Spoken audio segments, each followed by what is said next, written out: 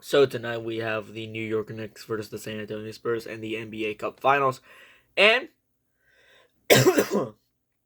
and we're gonna give my opinion on what I think's gonna happen, who I think's gonna win. Give like a little deep thought of what I think the stats are gonna look like for both sides, and I'm just gonna explain it. So here we go. So as you guys all know, Wemby's back, and he dominated the Thunder. They beat them 109 to 111, and very shocking win. I really want to Spurs. I really want Wemby win because I just don't really like the Thunder that much. I like a few guys on the team, but some of that I just don't like from a fan's perspective. Not a Thunder fan, a Knicks fan. So anyway, let's move on. Let's move on to the current discussion.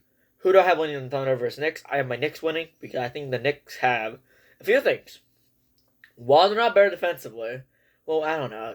Actually, I would say they're better defensively because Spurs ain't really known for defense too much now. Um, I will say I think the Knicks have a lot more offensive power in a lot of guys like Brunson, Cat, OG, McHale, Hart, Clarkson coming off the bench.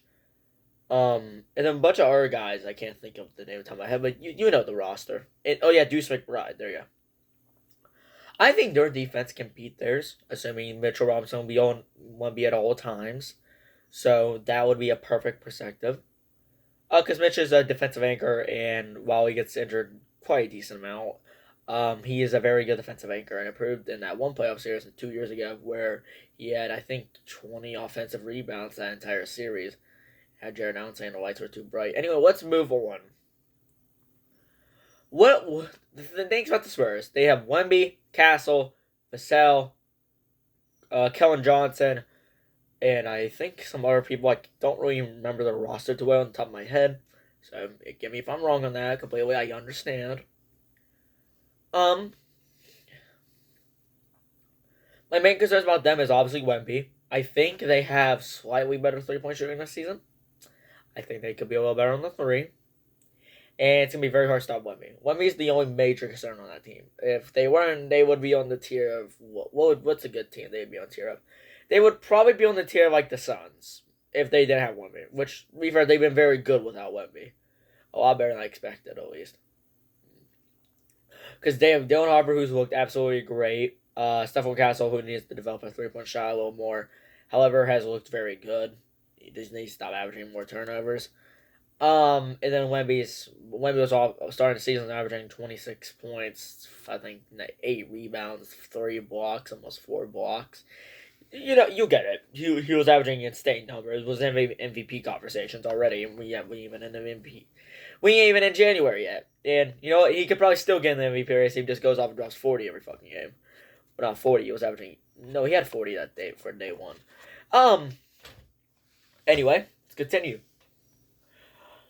What's the thing about both flaws about both teams? I think the Spurs' flaw is they're inexperienced. I think the Spurs are still very inexperienced, and they're still trying to get with this core. And I'll give credit; they've been growing this core for the last 3 years. They've went through a bunch of pieces, though, to be fair, but they've looked very good this season. Now, the Knicks' problem, I don't really like the way our team currently is. I don't like Yabusele not fitting in at all. I think he's going to get traded I think he's going to get traded at the deadline because I think they're saying that he's not really working out here.